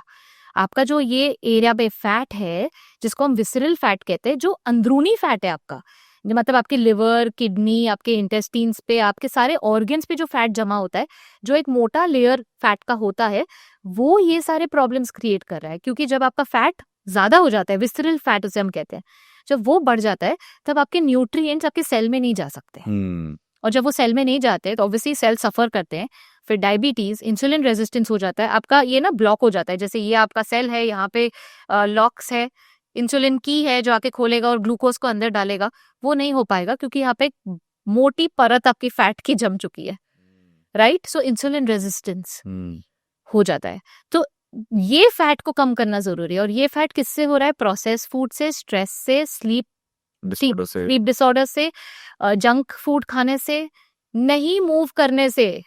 मुझे बच्चों के लिए, आजकल के बच्चों के लिए इतना बुरा लगता है क्योंकि उनकी पूरी जिंदगी उनके सामने है, एंड ये उम्र में जब उनको ओबेसिटी हो रहा है, विसरल फैट हाई है, मेरे पास बच्चे आए हैं जिनको डायबिटीज है, मेरे पास बच्चे आए हैं जिनको डिप्रेशन है, जिनको सुसाइड कमिट करना है।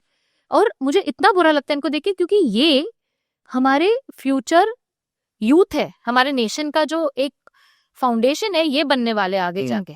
और इनकी हेल्थ ऐसे, तो मतलब 30 साल की उम्र में तो इनको हॉस्पिटल्स और डॉक्टरों के चक्कर काटने पड़ेंगे। किस उम्र से आपने देखा है कि बच्चों को डायबिटीज होना शुरू हो गया? मुझे as young age 11 and 12 years के बच्चे भी आए हैं, एंड उनका विसरल फैट हाई है, एंड उनकी मदर्स इतनी स्ट्रेस में मेरे पास आती हैं कि मेरे बच्चे सुनते नहीं है, प्लीज इनके डाइट का कुछ करे। I have even seen obese kids as young as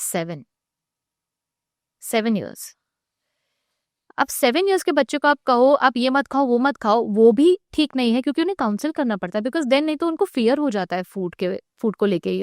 वो एसोसिएशन जो है ना फूड के साथ, उनका बहुत एक ट्रॉमेटिक हो जाता है कि यार ये भी मना है, ये भी मना है, they are just 7 year old.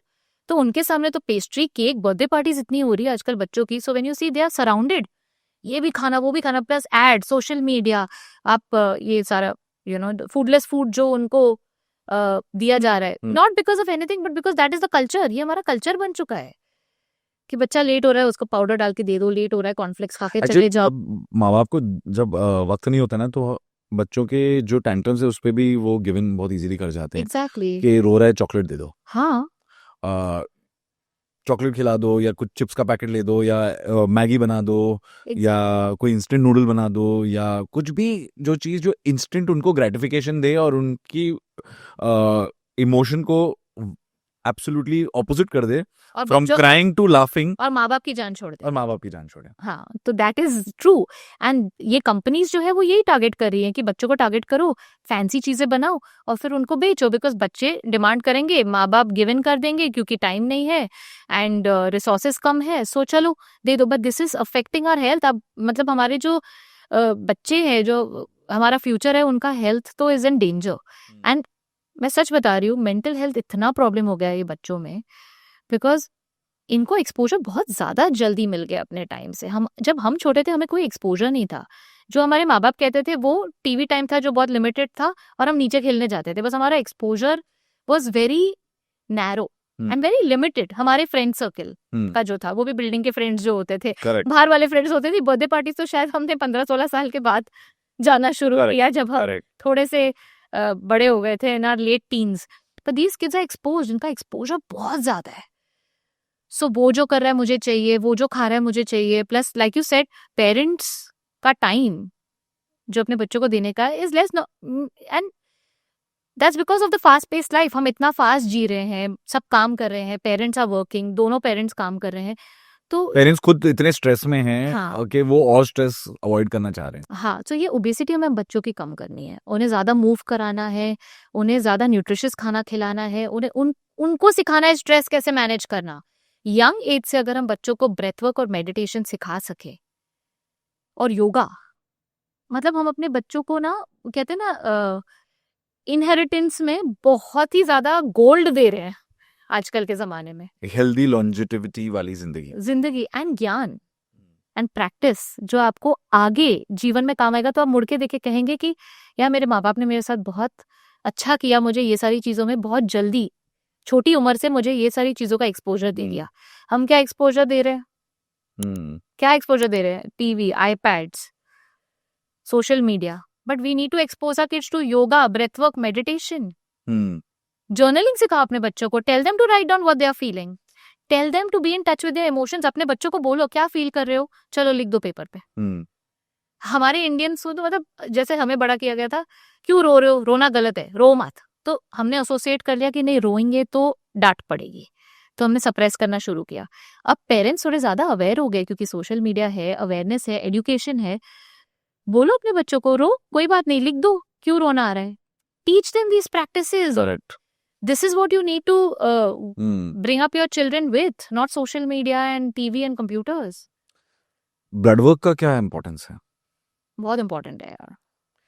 क्योंकि बहुत लोग एक हेल्दी लाइफस्टाइल में ये भूल जाते हैं कि ब्लड वर्क कराना रेगुलरली और आपके खून में जो जो कमियां हैं उसको एड्रेस करना बहुत इंपॉर्टेंट होता है, क्योंकि वो इन्वर्सली रिलेटेड होते हैं बहुत सारे आपके प्रॉब्लम्स से। यस, ब्लड वर्क आपने जो कहा बहुत सही है, कराना बहुत जरूरी है, बट ब्लड वर्क को सही से रीड करना बहुत जरूरी है। As a functional medicine practitioner मैं कहूंगी, हम जैसे ब्लड वर्क रीड करते हैं is very different from what a doctor reads. तो डॉक्टर आपको कहेगा कि आपका लेवल इसके बीच में है, जैसे 3 to 25 आपका लेवल होना चाहिए। अगर आपका लेवल 24 भी है तो डॉक्टर कहेगा ये सही है। बट हम फंक्शनल मेडिसिन लेंस से उसको अलग तरीके से देखते हैं। सो आपको एग्जाम्पल देती हूँ, जैसे फास्टिंग इंसुलिन एक बहुत इंपॉर्टेंट टेस्ट है जो बहुत डॉक्टर्स नहीं कहेंगे आपको कराने, वो आपको HbA1c बोलेंगे डायबिटीज के लिए, फास्टिंग ग्लूकोज बोलेंगे कराने, पर फास्टिंग इंसुलिन नहीं कहेंगे कराने। अब फास्टिंग इंसुलिन मतलब आप जब सुबह उठते हैं आपका इंसुलिन कितना है, मोस्ट लैब रिपोर्ट्स आपको कहेंगे कि 3 to 25 के बीच में होना चाहिए। तो जब आपका डॉक्टर 24 पढ़ेगा वो कहेगा ये सही है, आप ठीक हो, आप नॉर्मल हो, क्योंकि लैब रेंज के बीच में हो। बट फंक्शनल मेडिसिन में हम बोलते हैं कि अगर आप 6 के ऊपर गए मतलब आप इंसुलिन रेजिस्टेंट होना शुरू हो गए हो और आप डायबिटीज की तरफ अगले 5 या 10 साल में चले जाओगे।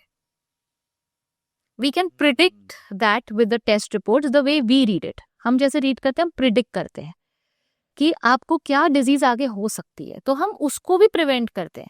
हम रुकते नहीं है कि आप डिजीज तक पहुंचो तो हम आपको फिर ट्रीट करें, हम देखते हैं कि आप कहाँ पहुंच सकते हो और आपको रोकते हैं विद लाइफस्टाइल चेंजेस और फूड चेंजेस। तो ये टेस्ट को रीड सही से करना बहुत जरूरी है। जैसे आपका फास्टिंग ग्लूकोज, आपका लैब रिपोर्ट कहेगा 100 के नीचे होना चाहिए, सो 99 और 95 भी आया ना तो it will be seemed as normal, it will be taken as normal by doctors. But functional medicine में हम कहते हैं कि 85 के ऊपर नहीं जाना चाहिए। अगर आपका शुगर फास्टिंग ग्लूकोज 85 के ऊपर जाता है इसका मतलब कि आपकी बॉडी स्ट्रगल कर रही है। सुबह इतना ग्लूकोज है मतलब आपका बॉडी का ग्लूकोज बैलेंस ठीक नहीं है, डायबिटीज आगे हो सकता है। HbA1c 5.7 के नीचे नॉर्मल है, पर हम कहते हैं 5 के नीचे होना चाहिए, 4.9 होना चाहिए, हमें 5 तक भी नहीं पहुंचना है। So this is the way we read and हमारा जो ट्रीटमेंट है और हमारा जो प्रोटोकॉल है फिर उस हिसाब से वर्क करता है ताकि हम आपको उस लेवल तक मेंटेन कर सके। सो ब्लड वर्क कराना एक इम्पॉर्टेंट है, बट एक राइट प्रैक्टिशनर से रीड कराना और उसको कॉम्प्रिहेंड कराना बहुत जरूरी है ताकि आप फ्यूचर डिजीजेस से बच सको। ओके, तो क्विकली ये बताइए कि एक आम इंसान के लिए एक डेली रूटीन आइडियली क्या होनी चाहिए जो वो अभी ये सुन के अपने हिसाब से ट्वीक कर सकता है, बट एक आइडियल डेली रूटीन क्या होती है? तो देखिए बेसिक है, आप सुबह सन के साथ उठे, मतलब मैं समझती हूँ 5 बजे उठना इज नॉट पॉसिबल जो हम लोग लाइफस्टाइल जीते हैं उसके साथ, बट और जिनके लिए पॉसिबल है प्लीज कीजिए। प्लीज कीजिए। अगर आप 5 बजे उठ सकते हैं ब्रह्म मुहूर्त में प्लीज उठिए, थोड़ा मेडिटेट करें, इट्स ब्यूटीफुल। बट अगर आप नहीं कर सकते तो आप एटलीस्ट 7 बजे कोशिश करें, 7 से 8 बजे तक उठने की कोशिश करें। जैसे आप उठते हैं आप अपने आईज को सनलाइट को एक्सपोज करें ताकि आपका सिकेडियन रिदम सेट हो जाए, और फिर आप हाइड्रेट करें अपने आप को, थोड़ा मूवमेंट करें। Movement could be yoga, exercise, जो भी आपको पसंद है, वॉकिंग, जॉगिंग। मूवमेंट के बाद थोड़ा प्राणायाम करें, मेडिटेट करें। तो ये आपका एक 1 आवर का रूटीन सुबह होना चाहिए, ठीक है। जर्नलिंग कर सकते हो उस टाइम में 5-10 मिनट, तो वो भी ऐड कर दीजिए। अगर घास पे चल सकते हो, ग्राउंडिंग, बेयर फीट से घास पे वॉक कर सकते हो 10-15 मिनट, वेरी नाइस, ताकि अर्थ की एनर्जीज आपको मिले और आपका बॉडी में इन्फ्लेमेशन है जो वो कम हो जाए। वो करने के बाद मतलब आप अपने आप को सुबह 1-1.5 घंटा आपको देना है सेल्फ केयर के लिए। उसके बाद आप हेल्दी ब्रेकफास्ट करें जैसे हमने बात किया। हेल्दी ब्रेकफास्ट के बाद आप अगर आपको मिड मील स्नैक लेना है, फ्रूट लेना है, ले लीजिए, लंच कर लीजिए, शाम का स्नैक हो गया। अर्ली डिनर, तो अगर आप 7 बजे उठते हैं तो आपका डिनर एटलीस्ट 7 o'clock तक खत्म हो जाना चाहिए, क्योंकि हमें 12 घंटे का फास्ट मिनिमम चाहिए। जब हम इंटरमिटेंट फास्टिंग की बात करते हैं 12 आवर्स इज बेसिक। आपको 12 आवर्स तो अपनी बॉडी को बिना खाना दे के चलाना है। सो 7 बजे खाएंगे, फिर आप सुबह सब 7 बजे उठेंगे, तब आप कुछ खा सकते हैं 7 या 8 बजे। सो 12-13 घंटे का फास्ट हो जाएगा। एंड बीच बीच में अपने आप के साथ चेक इन करें, मैं कैसे फील कर रही हूँ, मैं क्या फील कर रहा हूँ। अगर ओवरवेल्म्ड हो, एंग्शियस हो, तो थोड़ा सा ब्रीदिंग एक्सरसाइज 2 मिनट लगता है सिर्फ ब्रीदिंग एक्सरसाइज करने के लिए, वो करिए। कुछ सेल्फ केयर जैसे म्यूजिक सुनना हो एंड इमर्स कर दो अपने आप को म्यूजिक में, जो भी म्यूजिक आपको अच्छा लगे, रिलैक्स। सो हर 1 घंटा या 2 घंटा काम करने के बाद ब्रेक लीजिए, अपने आप के साथ चेक इन करें, अपने आप को पूछे कि आपको क्या जरूरत है, क्या फील कर रहे हो, पानी पियो, वॉशरूम जाओ, थोड़ा मूवमेंट करो, ब्रीदिंग करो। 5 मिनट में ये सब हो जाएगा। इससे आपका स्ट्रेस बढ़ता नहीं जाएगा रात तक।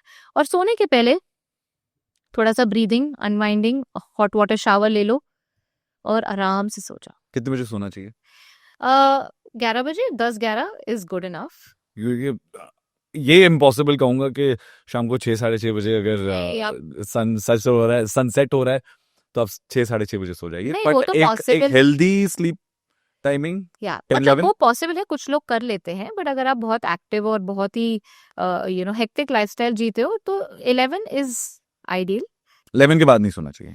11 is good if you go to bed by 10:30 11। फिर आप अपनी बॉडी को वो टाइम देते हैं जो क्लेंजिंग करना है, रिपेयर रिकवरी करना है, क्योंकि रात को उस टाइम पे आपका लिवर क्लीन होता है, डाइजेस्टिव सिस्टम क्लीन होता है। सो हर ऑर्गन का अपना एक टाइम है क्लीन होने का। So you giving your body that, तो वो आपकी बॉडी को ट्रैक पे लाता है। Beautiful. Okay, let's get to the last segment, which is one of my favorite segments, which is rapid fire. Her question में 3 क्विक टिप्स देने हैं। 3 टिप बेटर सोने के लिए। ब्रेथ वर्क, आप जायफल ले सकते हैं, which is nutmeg, pinch of जायफल रात को गर्म पानी के साथ लेना है या आमंड मिल्क के साथ।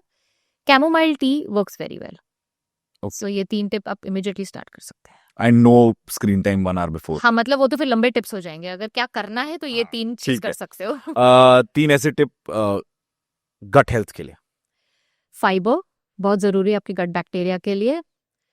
लेस कॉफी और caffeine and soda collage and stuff.